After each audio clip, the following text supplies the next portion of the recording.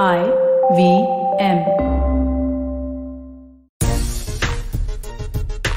गुजिया के मिठास के साथ होली के रंग बहुत पास आते जा रहे हैं, यानी कि होली का त्योहार धीरे धीरे बहुत नजदीक आ रहा है। और इस रंगारंग त्योहार के बीच में भारतीय टीम ने रंगारंग जीत भी हासिल की। बेंगलुरु के मैदान पर पिंक बॉल टेस्ट मैच 3 दिन में ही खत्म हो गया और गुलाबी गुलाल का एहसास भारतीय टीम ने क्रिकेट के मैदान पर महसूस किया। पर आज हम शुरुआत थोड़ी अलग करेंगे। दरअसल आज 15 मार्च 2022 है, लेकिन हम आपको बहुत साल पीछे लेके चलेंगे। 15 मार्च 1877 ये वो तारीख है जब टेस्ट क्रिकेट में पहली गेंद फेंकी गई थी आधिकारिक रूप से, यानी कि आज का दिन क्रिकेट के मैदान के लिए बेहद खास है।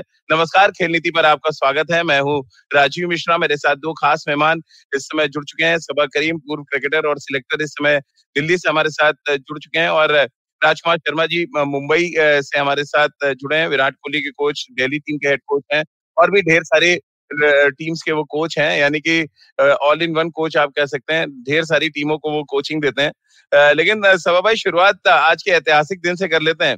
15 मार्च 1877 वो तारीख थी जब 100 साल से ज्यादा हो गया जब टेस्ट क्रिकेट की ऑफिशियल पहली बॉल फेंकी गई थी। मुझे तो ताज्जुब हो रहा है कि आपको कैसे याद था ये, राजीव। मुझे भी इतिहास से बहुत ज्यादा लगाव है, पर इन सब बातों पर ज्यादा ध्यान जाता नहीं है। पर ये बहुत ही बड़ा अचीवमेंट है, मुझे लगता है, टेस्ट क्रिकेट के लिए। कितने सालों के बाद भी अभी भी टेस्ट क्रिकेट का जो महत्व है वो मेंटेन है, बरकरार है और धीरे धीरे बढ़ता जा रहा है। और मैं कह रहा हूँ बढ़ता जा रहा है कि इसके पहले जो हमारे कप्तान थे विराट कोहली, वो मेरे हिसाब से अंतर्राष्ट्रीय टेस्ट क्रिकेट के सबसे अच्छे स्पोक्स पर्सन रहे थे। और अब जिस तरह से हमारी युवा टीम खेल रही है टेस्ट मैचेस में, जिस तरह का प्रदर्शन हो रहा है, जिस एग्रेशन के साथ भारतीय टीम खेल रही है, जिस पॉजिटिव माइंडसेट के साथ खेल रही है, और इन्हीं कारणों से ढेर सारे दर्शक अब आएंगे मैदान में टेस्ट क्रिकेट देखने के लिए। मुझे लगता है ये शानदार स्पेस है और इसका बहुत बड़ा कारण है जिस तरह की क्रिकेट आजकल खेली जा रही है, न ही भारत में पर अंतर्राष्ट्रीय स्तर पर भी। जी, मुंबई एक बड़ा सेंटर रहा है राजकुमार सर, क्योंकि आप दिल्ली से मुंबई पहुंच गए हैं और वहां पे कहते हैं कि हिंदुस्तान का सबसे पुराना क्लब भी है, क्रिकेट क्लब, जो मुंबई में है। मैं पढ़ रहा था, अचानक ये सारी चीजें ज़हन में आ गई। राजकुमार सर, कैसे आप देखते हैं, क्या सबसे बड़ा बदलाव जो हमने कल देखा है, यानी पिंक बॉल टेस्ट मैच से भारत ने टेस्ट तो जीता, लेकिन अगर हम इतिहास की बात करें 1877 से 1922 तक के 2022 तक के क्रिकेट के इतिहास को खंगालें, तो क्या सबसे बड़ा बदलाव है पिंक बॉल टेस्ट में जो शुरू हुआ? देखिए राजीव, अगर हम इतना पीछे जाएं, इस ऐतिहासिक दिन को आज आपने याद दिलाया, बहुत अच्छी बात है। और मेरा मानना है कि शायद किसी को भी ये चीज 99% लोगों को नहीं पता होगा कि आज के दिन ये टेस्ट मैच स्टार्ट हुए थे। तो ये बहुत बड़ा आपने आज ये खोज की है। और जहां तक बात है क्रिकेट की, तो क्रिकेट बहुत इवॉल्व हुआ है। अभी बहुत सारे चेंजेस आप देखेंगे, बहुत सारे रूल्स में चेंजेस आए हैं। एक समय बॉडी लाइन सीरीज एक, अगर याद हो आपको, हुई थी। उसके बाद बाउंसर्स के रूल्स चेंज हुए। एक समय वेस्ट इंडीज की टीम बाउंसर्स के सहारे सारे मैचेस जीतती थी। उसी तरह अब ये पिंक बॉल एक अच्छा मुझे लगता है चेंज है, और ये बहुत बड़ा चेंज है, क्योंकि टेस्ट क्रिकेट को थोड़ा सा महत्व कम दिया जाने लगा था पिछले दिनों में। क्राउड अगर आप देखें, इंग्लैंड और ऑस्ट्रेलिया के अलावा कहीं पर ज्यादा आता नहीं था टेस्ट क्रिकेट देखने के लिए, क्योंकि काफी लंबा हो जाता है। तो इसी के मद्देनजर ये चेंज किया गया, और मुझे लगता है कि अच्छा चेंज है ये, क्योंकि अब दर्शकों को भी समय मिल जाता है कि वो अपना सुबह का अपना जो भी काम है वो करके, और थोड़ा फारिग होकर और अपनी दिनचर्या को समाप्त करके वो वापस मैदान में आ सकते हैं और मैच को एंजॉय कर सकते हैं। तो मुझे लगता है कि पॉजिटिव चेंज है और अच्छा चेंज है क्रिकेट के लिए। तो चलिए आपको बता दें, 1877 यानी 15 मार्च को जब पहली बॉल फेंकी गई, अल्फ्रेड शॉ ने पहली बॉल फेंकी थी। अब पहली गेंद किसने खेली थी ये हम अपने तमाम दर्शकों के लिए एक सवाल छोड़ देते हैं, आगे उनसे उनका जवाब भी लेंगे। लेकिन ये बड़ा इंटरेस्टिंग है कि पहली गेंद किसने फेंकी थी, इस पर आगे आएंगे। लेकिन अभी तो ये है सबा भाई की पहली गेंद हो या आखिरी गेंद हो, ऋषभ पंत जो है वो रॉकस्टार बने हुए हैं। कल उनको मैन ऑफ द सीरीज चुना गया, बिना कोई शतक लगाए उन्होंने मैन ऑफ द सीरीज चुना।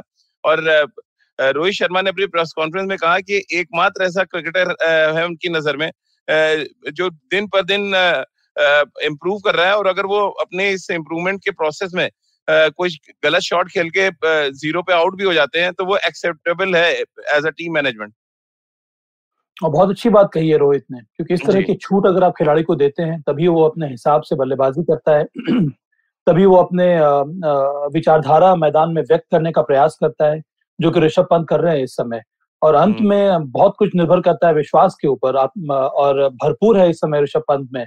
उन्होंने अपने प्रेस कॉन्फ्रेंस में भी यही कहा। मुझे तो अच्छा ये लग रहा है जिस तरह की कीपिंग में सुधार देखने को मिल रहा है। जी अब एक रिलायबल विकेट कीपर हो गए हैं। स्पिनिंग ट्रैक पर बहुत बड़ा चैलेंज होता है कीपिंग करना। वहां पर टॉप थ्री क्वालिटी स्पिनर्स के सामने उन्होंने जिस तरह से कीपिंग की है वो लाजवाब है। स्टंपिंग्स भी देखने को मिलता है, कॉट बिहाइंड भी उन्होंने लिए हैं, पेस बोलर्स को शानदार कीपिंग कर रहे हैं। और ये सब तभी पॉसिबल होता है जब आपके अंदर भरपूर विश्वास हो, और विश्वास विकेट कीपिंग में उनको मिला है बल्लेबाजी से। और इसी के बारे में कई बार हम लोगों ने चर्चा भी की है कि विकेट कीपर के लिए बहुत बड़ी बात होती है कि अगर आपके पास दो स्किल है तो एक स्किल में अगर आप अच्छा कर रहे हैं वो मदद करता है आपके दूसरे स्किल को भी इंप्रूव करने में। एमएस के साथ भी यही हुआ था। जब वो पहले पहले आए थे खेलने के लिए, उनकी बल्लेबाजी ने उनकी कीपिंग को मदद की। और अंत में विकेट कीपिंग और कुछ भी नहीं है, अंत में विकेट कीपिंग सिर्फ विश्वास है। अगर आपके अंदर वो कॉन्फिडेंस है तो आप अच्छी कीपिंग कर सकते हैं, और यही ऋषभ पंत कर रहे हैं इस समय। बिल्कुल। और ऐसा लग रहा है राजकुमार सर की रविंद्र जडेजा को रॉकस्टार कहा जाता था, ये रॉकस्टार वाली इमेज जो है अब ऋषभ पंत जो है छीनने के लिए बिल्कुल तैयार है रविंद्र जडेजा से। बिल्कुल राजीव, जिस तरह का प्रदर्शन किया है इन्होंने ऋषभ ने, तो वो वाकई में बहुत लाजवाब है। और जो उनकी फ्लैम्बॉयंस बैटिंग है, जिस तरह के शॉट्स वो खेल रहे हैं, तो वाकई में सभी लोग उनके मुरीद होते जा रहे हैं। और जिस तरह की बिंदास बल्लेबाजी वो कर रहे हैं, और साथ साथ जैसा अभी सबा ने कहा कि जिस तरह उनकी विकेट कीपिंग इंप्रूव की है, तो वो एक बहुत अच्छा साइन है। और इनिशियली काफी स्ट्रगल कर रहे थे वो विकेट कीपिंग में, लेकिन बल्लेबाजी से उनको कॉन्फिडेंस आया है विकेट कीपिंग में भी। और बहुत एंजॉय करते हैं वैसे भी गेम में। वो अंडर 19 में भी मेरे अंडर खेले हैं दिल्ली के लिए, तो वहां पे भी बड़ा बिंदास सा उनका अंदाज रहता है। और वो पूरी तरह एंजॉय करते हैं गेम को। और मैदान में भी अगर आप देखें तो अपोजिशन बल्लेबाजों को कुछ ना कुछ बोलते रहते हैं। तो he likes to enjoy and he likes challenges. तो एक नया एक स्टार उभर कर आया है भारतीय क्रिकेट में। तो चलिए आज जवाब भी आ गया जो सवाल मैंने पूछा था कि अल्फ्रेड शॉ ने जो पहली गेंद फेंकी थी 15 मार्च 1977 को, उसकी पहली गेंद किसने खेली थी? सवा भाई आपको याद है कुछ? फिर मैं आपको जवाब बताऊं। अरे भाई, इन सब चीजों पे आप मुझे मत फंसाइए मुझे कुछ भी याद नहीं रहता है। लेकिन हर्ष जैन हमारे जो वीवर है उन्होंने जवाब दिया है कि चार्ल्स बैनरमैन थे ऑस्ट्रेलिया के, उन्होंने पहली बॉल खेली थी। अब उसी से आगे मैं कंटिन्यू करते हुए एक और सवाल पूछ देता हूँ कि पहला टेस्ट मैच जीता किसने था? इतिहास का पहला टेस्ट मैच जीता किसने था? इस पे भी आगे बातचीत करेंगे। लेकिन सवा भाई, ऋषभ पंत के बारे में जिस तरह से अभी हर्षैन ने एक अच्छा स्टेटमेंट दिया है कि पंत को जो नई टीम मैनेजमेंट है बहुत कॉन्फिडेंस दे रही है, मसलन उनको बैटिंग में ऊपर भेजना, नंबर 5 पे टेस्ट मैच में भी बैटिंग कर रहे हैं ऋषभ पंत। ये बहुत बड़ा कॉन्फिडेंस है किसी भी टीम मैनेजमेंट के लिए, एक यंग खिलाड़ी के लिए। 24 साल के हैं ऋषभ पंत और अभी से वो एक इमेज क्रिएट कर रहे हैं, बड़े मैच विनर की, एक रॉक स्टार की, एक ब्रांड वैल्यू अपनी आप बना रहे हैं वो। हाँ राजीव, और ये बहुत कुछ निर्भर करता है एक तो खिलाड़ी के प्रदर्शन के ऊपर, वो किस तरह का कॉन्फिडेंस मैदान में लेकर जा रहा है। पर ये डिसाइड करना बहुत जरूरी होता है टीम मैनेजमेंट के लिए कि जो खिलाड़ी जिस पोजीशन पर खेल रहा है वहां से जो टीम है उनसे 100% वैल्यू ले पा रही है कि नहीं। तो जब टीम मैनेजमेंट को ये लगने लगा कि नंबर 6 पर ऋषभ पंत जितना कंट्रीब्यूट कर सकते हैं उससे ज्यादा नंबर 5 पर आकर कंट्रीब्यूट कर सकते हैं, विशेष करके ये जो नए मिडिल ऑर्डर की तलाश हो रही है इस समय, अजिंक्य रहाणे, चेतेश्वर पुजारा नहीं है, तो क्या हम एक ऐसे खिलाड़ी को ऊपर लेकर आए नंबर 5 पर जो स्पिनर्स को भी खेल सकता है, जो पेस बॉलर्स को भी खेल सकता है, और जो एग्रेसिव माइंडसेट के साथ बल्लेबाजी कर सकता है। ये बहुत बड़ा निर्णय रहा है रोहित और राहुल द्रविड़ का कि नंबर 5 पर ऋषभ पंत को लेकर आना, क्योंकि उनको लगता है कि नंबर 5 पर ऋषभ पंत है, नंबर 6 पर अगर रविंद्र जडेजा है तो फिर कितना ज्यादा, नंबर 6 पर अगर श्रेयस अय्यर, नंबर 7 पर जडेजा है तो आपकी मध्य क्रम जो है बहुत ज्यादा मजबूत हो जाता है। और इसी वजह से ऋषभ पंत को ऊपर लेकर आ रहे हैं, और वहां पर वो लेफ्ट राइट का भी कॉम्बिनेशन का फर्क पड़ता है, पर अंत में जिस गति से वो रन बनाते हैं उसका इम्पैक्ट बहुत ज्यादा होता है टेस्ट मैच के ऊपर। बिल्कुल एक टर्निंग ट्रैक पे राजकुमार सर, जिस तरह की अटैकिंग बैटिंग उन्होंने की, पहले इनिंग में 157 का स्ट्राइक रेट था, दूसरी इनिंग में जब वो बैटिंग करी उन्होंने, जब कपिल पाजी का रिकॉर्ड तोड़ा तो 180 के आसपास का उनका स्ट्राइक रेट था। और जब उनसे बात कर रहे थे वहाँ पोस्ट मैच प्रेस कॉन्फ्रेंस में, तो उनका अंदाज कहने का वही था कि उनको कोई फर्क नहीं पड़ता, टर्निंग ट्रैक है, सीमिंग ट्रैक है, वो अपना गेम खेलते हैं। अब तमाम जो दर्शक हैं, व्यूअर्स हैं, वो ये जानना चाहते हैं क्या अंडर 19 से ही वो इसी अप्रोच के साथ जाते थे? केयरलेस अप्रोच क्या है या फेयरलेस अप्रोच इसको कहेंगे क्या? नहीं, बिल्कुल केयरलेस नहीं कहूंगा, बहुत फियरलेस अंदाज में ऋषभ अंडर 19 में भी खेलता था और रणजी ट्रॉफी में उन्होंने एक 300 किया था राजीव, वो अनबिलीवेबल उन्होंने छक्के मारे थे। तो रणजी ट्रॉफी में पहली बॉल पे जाते ही उन्होंने छक्का मारा, तो उस तरह की वो फियरलेस बैटिंग वो शुरू से ही करते थे और इनको काफी लॉन्ग रोप भी दी गई। इससे पहले वाली मैनेजमेंट विराट और रवि शास्त्री ने भी उनको काफी लंबी रोप दी, जबकि काफी क्रिटिसिज्म हुआ कि ये काफी खराब शॉट मारकर आउट हुए हैं या गैर जिम्मेदाराना शॉट मारकर आउट हुए हैं। लेकिन काफी विश्वास था विराट को और रवि को भी इनकी क्षमता पर, और वही कंटिन्यू कर रहे हैं अब रोहित और राहुल द्रविड़ भी, क्योंकि वो एक ऐसा खिलाड़ी है कि ऑन हिज डे वो किसी भी टीम के अगेंस्ट आपको मैच जिता सकता है, किसी भी स्टेज से मैच को बदल सकता है, जो उन्होंने शायद ऑस्ट्रेलिया में करके दिखाया, अकेले दम पर जिस तरह मैच जिताया। तो वो एक बहुत फियरलेस क्रिकेटर है और बिंदास अंदाज में खेलते हैं। एक आप कहीं कि वेस्ट इंडियन स्टाइल में वो खेलते हैं, वो एंजॉय करते हैं अपने गेम को, बहुत ज्यादा परिस्थितियों के बारे में नहीं सोचते हैं या विकेट के बारे में वो बहुत ज्यादा ध्यान नहीं देते हैं। सवा भाई, कल मैं 2 लोगों की प्रेस कॉन्फ्रेंस सुन रहा था और बॉडी लैंग्वेज एक जैसा नजर आ रहा था। मैं अगर 2 विंडो में दोनों की प्रेस कॉन्फ्रेंस डाल दूं, रोहित शर्मा और ऋषभ पंत, तो ऐसा लग रहा था कि लेफ्ट हैंडेड ऋषभ पंत को मैं रोहित में सुन रहा हूँ और राइट हैंडेड रोहित शर्मा को मैं ऋषभ पंत में सुन रहा हूँ। Same body language, same approach, चेहरे पे भी सेम वैसे ही रिलैक्स भाव। क्या ये अलग तरीके के क्रिकेटर हैं ये दोनों, जो हैं तो डिफरेंट शैली के, बट सोच एक जैसी रखते हैं? हाँ, पर शैली भी तो मुझे लगता है एक प्रकार की है। कम से कम अगर आप मैदान में देखेंगे या मैदान के बाहर में देखेंगे तो इतना ही बड़ा ही रिलैक्स रहता है। और मुझे लगता है जब इसके वजह से प्लेयर्स बहुत ज्यादा रिलैक्स फील करने लगते हैं और इसी तरह का एनवायरनमेंट इस समय भारतीय टीम का है। अब कप्तान इतना रिलैक्स्ड है, ठीक है, जो हो रहा है हो जाएगा, कोई घबराने की बात नहीं है, तो प्लेयर्स को भी बहुत ज्यादा विश्वास बढ़ जाता है, वो भी बहुत ही रिलैक्स तरीके से मैदान में उतरते हैं। और अंत में हम सब लोग चूंकि क्रिकेट खेल चुके हैं, हमें पता है कि जो आपका मन रिलैक्स रहता है, बॉडी रिलैक्स रहती है, तभी आप ठीक प्रकार से परफॉर्म कर पाते हैं, तभी आपके डिसीजन मेकिंग में भी क्लैरिटी आ जाती है। और यही हो रहा है इस समय ऋषभ पंत के साथ भी और अन्य खिलाड़ियों के साथ भी। तो इसी वजह से ये दोनों में बहुत ज्यादा सिमिलैरिटी है। जिस तरह की दोनों कप्तानी करते हैं, मुंबई इंडियंस के लिए भी मैंने देखा है या फिर दिल्ली कैपिटल्स के लिए भी हमने देखा है, दोनों की कप्तानी में बहुत ज्यादा सिमिलैरिटी, बहुत ज्यादा रिलैक्स्ड है, वो हंसी मजाक हो रहा है बीच बीच में। ऋषभ पंत का भी वही हाल है, रोहित शर्मा का भी वही हाल है। सवा भाई, आपको इसी के लिए बधाई भी दी गई है। हर्षैन कह रहे हैं, आपने कप्तानी की बात की है तो एक तो वो बधाई दे रहे हैं कि दिल्ली कैपिटल्स के लिए बहुत बड़ी खबर है जिस तरह के फॉर्म में है ऋषभ पंत। कैसे आप देखते हैं, आपकी नजरें भी लगी होंगी ऋषभ पंत पे कि किस तरह से वो बैटिंग कर रहे हैं और मैन ऑफ द सीरीज चुने जाना है इतने बड़े बड़े खिलाड़ियों के बीच में, और ये कंटिन्यूअस है, उनका इम्पैक्ट जो है वो नजर आता है हर सीरीज में, हर मैच में, हर सीरीज में मैच विनिंग परफॉर्मेंसेस देना। और मैं कहीं पढ़ रहा था कि ये पहली बार है कि होम सीरीज में एक विकेटकीपर बल्लेबाज को प्लेयर ऑफ द सीरीज चुना गया है।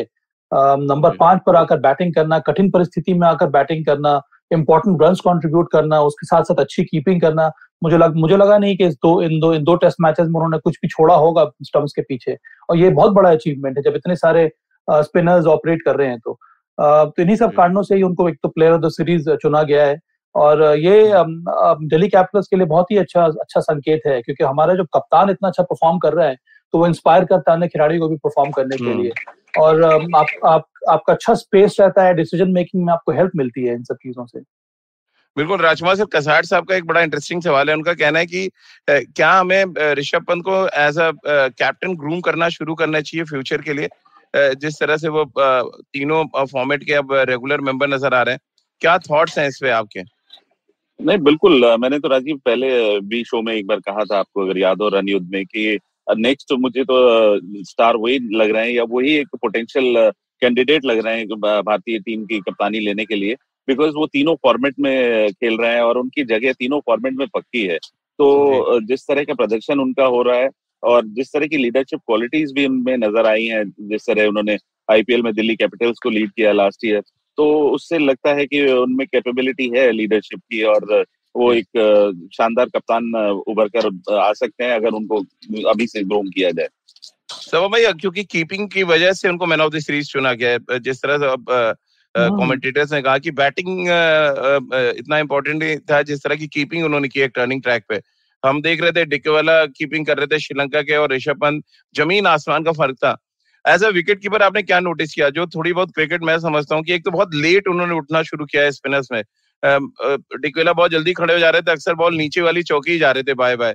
ये क्या एक बड़ा चेंज उन्होंने अपने टर्निंग ट्रैक में कीपिंग में किया है? और आपसे कितनी बातचीत हुई है उनकी कीपिंग को लेकर?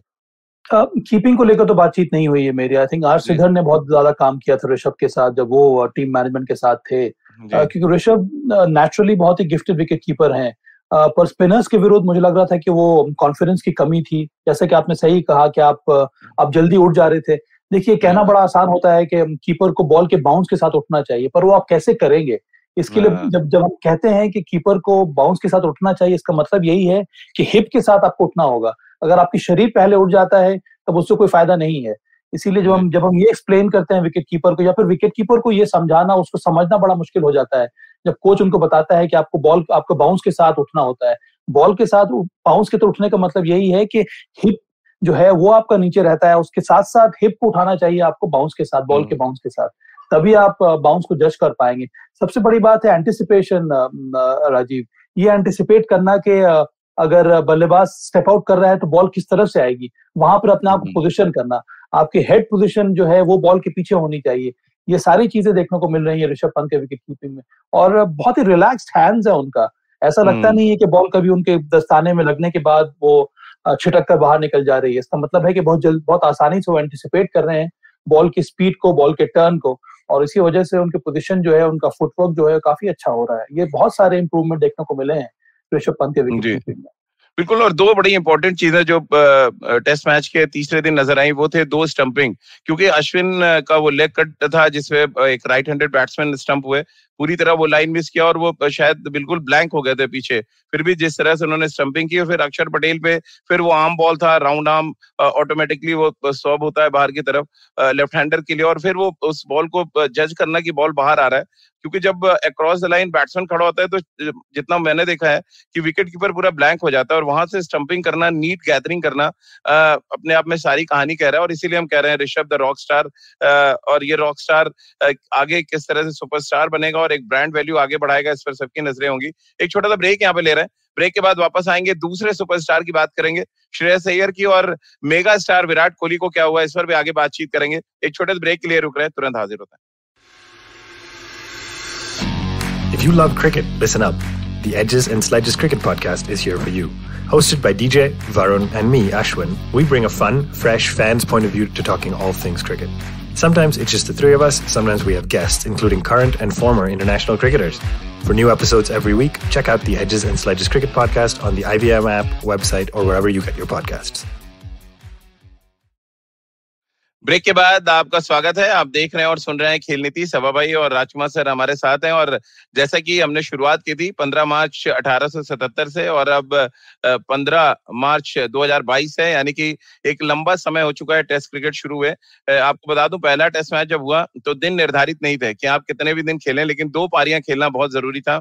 लेकिन अंत में ये जो टेस्ट मैच हुआ वो 5 दिन में ही खत्म हुआ, और शायद पहली बार ये संकेत भी मिला होगा तब सभा भाई कि हाँ, ये टेस्ट मैच 5 दिन का ही रखना चाहिए, क्योंकि उससे पहले जो लंबी बैटिंग होती थी, सुना है 8 दिन 10 दिन जो टेस्ट मैच चलते थे, 2 पारियां होना कंपलसरी होता था।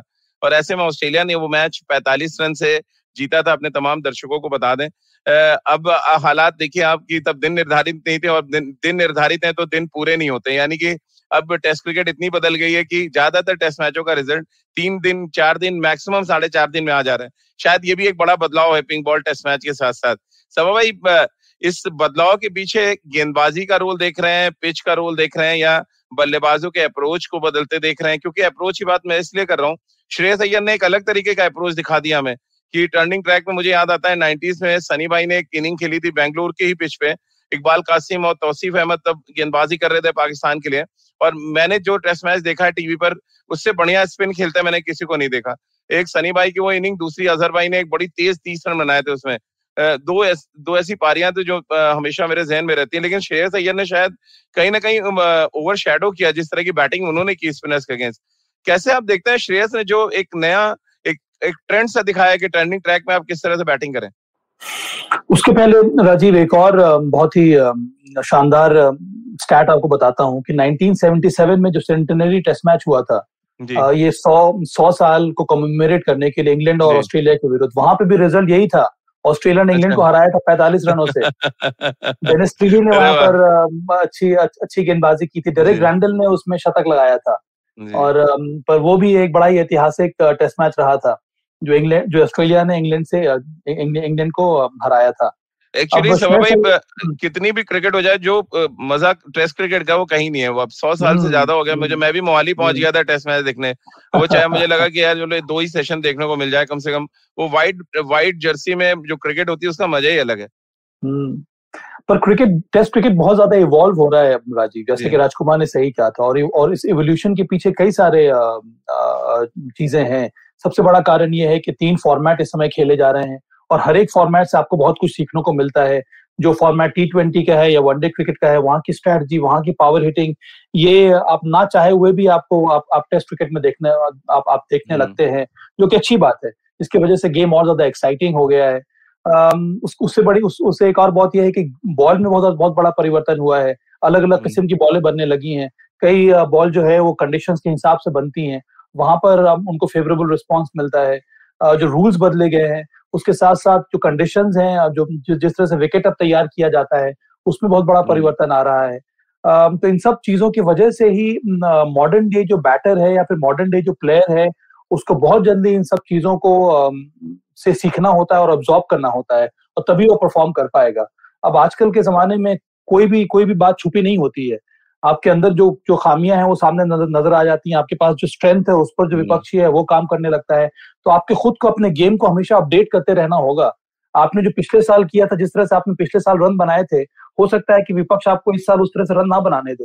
तो वहां पर आपको मेहनत करने की जरूरत है। आपको नई स्ट्रैटेजी बनाने की जरूरत है, नए टैक्टिक्स बनाने की जरूरत है। और श्रेयस अय्यर ने बहुत ज्यादा फ्लेक्सिबिलिटी दिखाई अपने अप्रोच में। उनको एहसास हो गया कि इस विकेट पे अगर आप टिक कर खेलेंगे तो फिर रन बनाना बड़ा मुश्किल हो जाएगा। और उसी वजह से उन्होंने वो एक बड़ा ही पॉजिटिव और डोमिनेंट पोजीशन अपनाया और शानदार शॉट्स लगाए। एक जो अंतर राजीव और राज जो मुझे देखने को मिल रहा है, केविन पीटरसन की पारी मुझे याद आती है। बहुत साल पहले उन्होंने मुंबई में खेला था उन्होंने जी। उसमें भी अगर आप देखेंगे तो 2 चीजें सामने आती थी। एक तो उनका डिफेंस बहुत सॉलिड था, और जब वो अटैक जो करते थे तो सीधा स्टैंड में मारते थे। तो वही अप्रोच इस समय श्रेयस अय्यर या फिर ऋषभ पंत की बल्लेबाजी में देखने को मिल रहा है।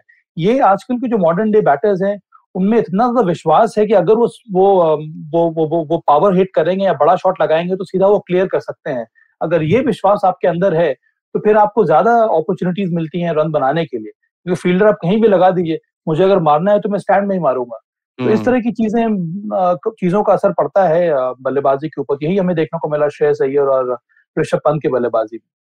बिल्कुल। और राजकुमार सर, ऋषभ पंत हो या श्रेयस अय्यर हो, जो हिटिंग वो कर रहे थे, एज अ कोच आपने भी ऑब्जर्व किया होगा कि चलिए विद द स्पिन मारना तो ठीक है, बट उनका जो टारगेट था वो वी शेप में ही कर रहे थे। कोशिश की सीधे मारा जाए, अक्रॉस बहुत ज्यादा मिड विकेट पे या स्क्वायर लेग मारने की कोशिश नहीं की।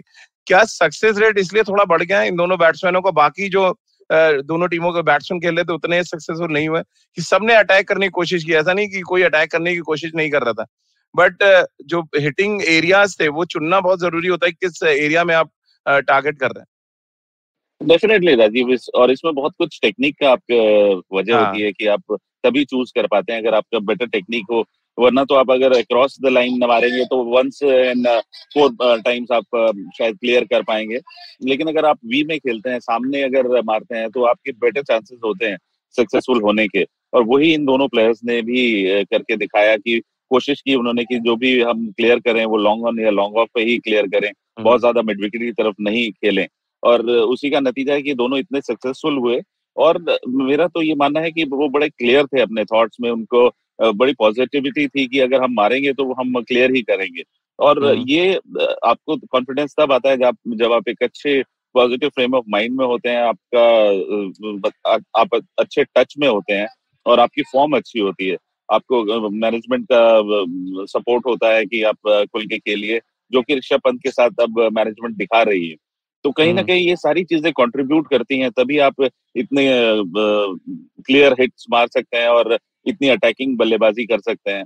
और मेरा मानना है कि क्रिकेट, जो टेस्ट क्रिकेट इवॉल्व हुआ, उसमें बहुत बड़ा योगदान मैथ्यू हेडन और जस्टिन लेंगर की जोड़ी का भी था। जिस तरह उन्होंने स्टार्ट किया था इनिशियली, अगर होता था कि थोड़ा सा सी ऑफ किया जाए नए बॉल को, लेकिन उन्होंने अटैक करके रन बनाने शुरू किए थे। वहीं पे भारत में वीरेंद्र सहवाग का मैं कहूँगा बहुत बड़ा रोल है ये क्रिकेट चेंज करने में, टेस्ट क्रिकेट स्पेशली। उन्होंने काफी तेज गति से रन बनाया, जिससे मौका मिला हमारे गेंदबाजों को 20 विकेट लेने का। तो क्रिकेट इसी तरह इवॉल्व होती रही है और इसमें इन प्लेयर्स का बहुत बड़ा कंट्रीब्यूशन रहा है जिन्होंने क्रिकेट को चेंज किया है। बट मुझे लगता है सभा भाई, जिन खिलाड़ियों का राजकुमार से जिक्र कर रहे हैं, उससे पहले ऑस्ट्रेलिया के माइक स्लैटर आए थे, जो बड़ी ही ताबड़तोड़ बैटिंग करते थे और मीडियम पेसर्स को भी स्टेप आउट करते थे। मुझे लग रहा है सहवाग ने वहां से काफी कुछ कॉपी किया था कि जब इनर सर्किल में आपके इतने प्लेयर्स हैं, क्लोजिंग पोजीशंस में इतने हैं, तो क्यों ना चांस लिया जाए। बहरहाल वापस राजकुमार सर, क्योंकि विराट को लेके बहुत ढेर सारे सवाल आ रहे हैं, क्या रीजन आप देख रहे हैं? एक और सीरीज निकल गई और आउट होने का पैटर्न अभी इस टेस्ट मैच में एक जैसा था, यानी बैकफुट पर पकड़े गए। अब ऐसा कोच, एक तो मैं आपसे रिक्वेस्ट करना चाहता हूँ विराट को वेस्ट दिल्ली क्रिकेट एकेडमी बुलाएं, क्योंकि जब वो यहाँ के जाते थे वो ढेरों रन बनाए उन्होंने। जब से दिल्ली आना उनका बंद हुआ कोरोना काल में, रन बनने बंद हो गई। तो आप मान लीजिए इस चीज को और विराट को संदेशा दे दीजिए हमारी तरफ से। इनके पास समय कहाँ है राजीव? राजकुमार शर्मा के पास विराट कोहली के लिए कहाँ समय है? कभी धर्मशाला, कभी दिल्ली, कभी मुंबई। अब तो ये हालत हो गई, अब तो विराट को इनसे अपॉइंटमेंट लेनी होगी। अब बात अलग हो रही है भाई। बिल्कुल राजीव, मेरा भी यही मानना है कि उन्हें वापस बेसिक्स पे आना पड़ेगा। और बिल्कुल आपने ठीक कहा कि मैं बिल्कुल चाहूंगा कि वो वापस एकेडमी आए। ये मेरे भी दिल की आवाज है और ये मैं कल से ही सोच रहा था। मैंने उसको बोला भी कि मैं रात को दोबारा से बात करूंगा, लेकिन मैं लेट हो गया। तो मैं उनसे जरूर ये बात करने वाला हूँ कि वो वापस अपनी एकेडमी आए। और जो जिस तरह का कॉन्फिडेंस उन्हें वहां बल्लेबाजी करके मिलता है, तो शायद उसकी उन्हें थोड़ी सी जरूरत है। बल्लेबाजी अभी भी मेरा मानना है कि वो अच्छी कर रहे हैं। अनफॉर्चुनेटली बहुत ज्यादा ओवर कॉशियस मुझे लग रहा है कि बल्लेबाजी हो रही है। तो वही दिमाग में है कि मुझे लंबे रन बनाने हैं। तो थोड़ा सा अगर बिंदास बल्लेबाजी करेगा, फ्री होके बल्लेबाजी करेंगे जैसे वो सारी अपने कैरियर में करते आए हैं, तो मेरा मानना है कि जल्दी वो वापस अपनी पुरानी फॉर्म में दिखेंगे, जो कि सभी लोग उनको देखना चाहते हैं या उनसे सभी लोगों की एक्सपेक्टेशंस हैं। तो वो समय बहुत दूर नहीं है, क्योंकि बल्लेबाजी अच्छी हो रही है।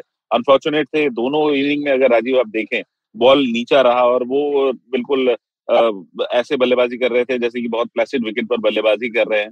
तो ऐसी विकेट पे आपको थोड़ा सा चांस लेना होगा कि जिस तरह ऋषभ पंत या श्रेयस अय्यर ने लिया, क्योंकि यू नेवर नो कि कौन सा बॉल नीचा रह जाए या कौन सा बॉल किक कर जाए। क्योंकि जैसा विकेट था फर्स्ट डे इटसेल्फ ये लग गया था कि यहाँ पर बल्लेबाजी करना बहुत मुश्किल होगा और ये टेस्ट 3 दिन से ज्यादा नहीं जाएगा, क्योंकि अपोजिशन भी काफी वीक था भारत के खिलाफ।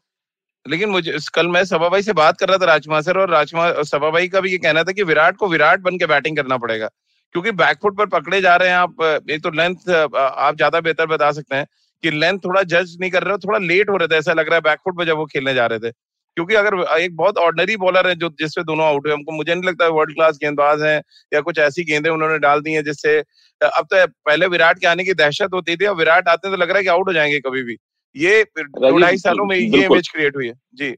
थोड़ा सा चेंज जरूर हुआ है, मैं वही कह रहा हूँ। मेरा भी यही मानना है कि उन्हें अपनी पुरानी स्टाइल में ही बल्लेबाजी करनी होगी, बिंदास बल्लेबाजी करनी होगी, जिसके लिए वो जाने जाते थे, जिस बल्लेबाजी से गेंदबाज डरते थे जब विराट मैदान में उतरता था। और उसकी जो चाल होती थी उसको कंपेयर किया जाता था विव रिचर्ड से कि अभी आके वो डोमिनेट करेगा। तो थोड़ा सा ये एक मैं फियर फैक्टर तो नहीं कहूंगा, थोड़ा सा फियर ऑफ फेलियर भी नहीं है, लेकिन आउट हो जा रहे हैं अच्छा खेलते हुए, वो प्लान कर रहे हैं कि मैं बड़ी पारी खेलूं। तो मुझे लगता है कि उसकी जरूरत नहीं है। उन्हें बिंदास अपनी क्रिकेट खेलनी चाहिए, जिस तरह पॉजिटिव फ्रेम ऑफ माइंड से वो हमेशा से खेलते रहे हैं। बहुत सेल्फ बिलीव है उसको, अभी भी कोई उसमें डाउट नहीं है 1% भी कि उनको अपनी सेल्फ बिलीव में कुछ डाउट हुआ हो या वो कुछ परेशान हो अपनी टेक्निक को लेकर। ऐसा कुछ नहीं है, ये बस एक फेज है ये, लेकिन इस बार अनफॉर्चुनेटली ये फेज बहुत लंबा हो गया है।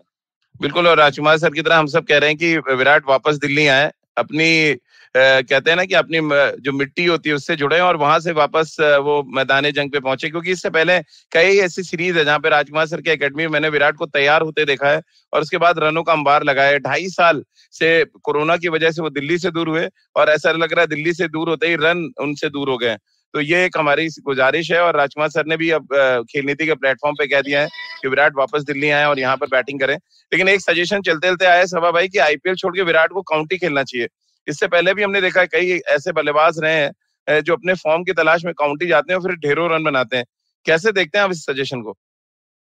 अभी समय कहाँ है राजीव, अभी तो आईपीएल में आरसीबी के लिए खेल रहे हैं और उम्मीद यही होगी कि आईपीएल में वो फॉर्म उनके लिए वापस आ जाए, जो बहुत ही अच्छा संकेत होगा आरसीबी के लिए और भारतीय टीम के लिए। उसके बाद फिर से आपकी श्रृंखला शुरू होने वाली, मुझे लगता है कि दक्षिण अफ्रीका के विरुद्ध फिर आपको इंग्लैंड जाना है, तो इस समय निकालना बड़ा मुश्किल हो जाएगा। पर हाँ, ये सलाह आपकी सही है कि विराट को थोड़ा और समय बिताना होगा नेट्स में, राजकुमार के सुपरविजन में। तो फिर मुझे लगता है कि वापस आपको कई बार एक बल्लेबाज को ड्राइंग बोर्ड पर जाना पड़ता है अपने बेसिक्स को तलाश करने के लिए, और बेसिक समझाने के लिए आपका जो चाइल्डहुड कोच है उससे अच्छा और कौन हो सकता है।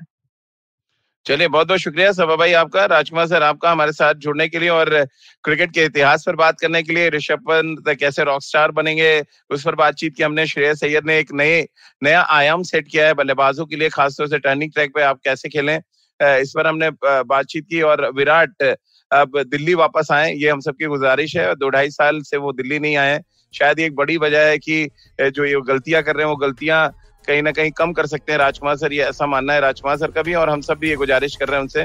तो जुड़िए खेल नीति के साथ रोज सुबह 9:30 पर खेल नीति के यूट्यूब चैनल और आईवीएम के फेसबुक पेज पर। इसके अलावा आप मुझसे जुड़ सकते हैं और अपने सवाल भेज सकते हैं @राजीवमिश्र मेरा ट्विटर हैंडल है। इसके अलावा खेल नीति का हर एपिसोड आप सुन सकते हैं IVM ऐप पर, IVMpodcast.com पर, गाना, स्पॉटिफाई, सावन, गूगल पॉडकास्ट या अन्य IVM पॉडकास्टिंग नेटवर्क पर। आप सभी का बहुत बहुत शुक्रिया हमारे साथ जुड़ने के लिए।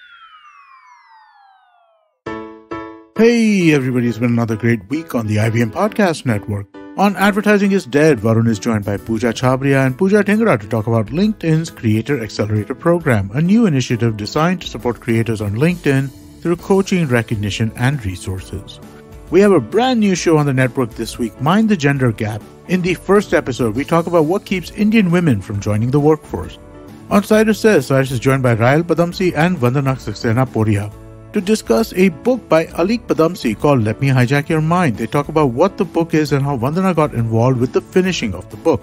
On the Habit Coach podcast, Ashton is joined by Loveleen Sirohi, co-founder at India Hemp Organics. They discuss what hemp is and how it's beneficial to our body and much more. On Tere Mere Raaste, Keshav takes us on a beautiful journey to the mountains from Leh to Manali. On All Things Policy, the hosts talk about the rising tension between Russia and Ukraine and how technology is becoming a frontier of the conflict. Do follow us on social media. We're IVM Podcast on Twitter, Facebook, Instagram, and LinkedIn. And remember, if you enjoyed this show or any of our shows for that matter, please do tell a friend. Word of mouth really does help us. And also, please, a rating if you could. That is also extremely helpful to us. And remember, we're also on YouTube. You can check out ivmpodcast.com/YouTube to get a list of the different channels that we operate on YouTube. And finally, we'd like to thank our sponsors this week, SBI Life Insurance, Bank of Baroda, India Water Portal, and Max Life Insurance. Thank you so much for making this possible. सफर, रास्ते, मंजिल और मुकाम अक्सर ये हमसे कुछ कहना चाहते हैं, पर हम हैं कि अपनी रोजमर्रा की जिंदगी में इन्हें सुनने से कतराते हैं। नमस्ते दोस्तों, मेरा नाम है केशव चतुर्वेदी और मैं आपको ले चलूंगा कुछ ऐसे सफर पर जहां आपको एक नया नजरिया मिलेगा सफर और मंजिलों को देखने का। आइए इन किस्से कहानियों में डूब जाएं। हर मंगलवार और शुक्रवार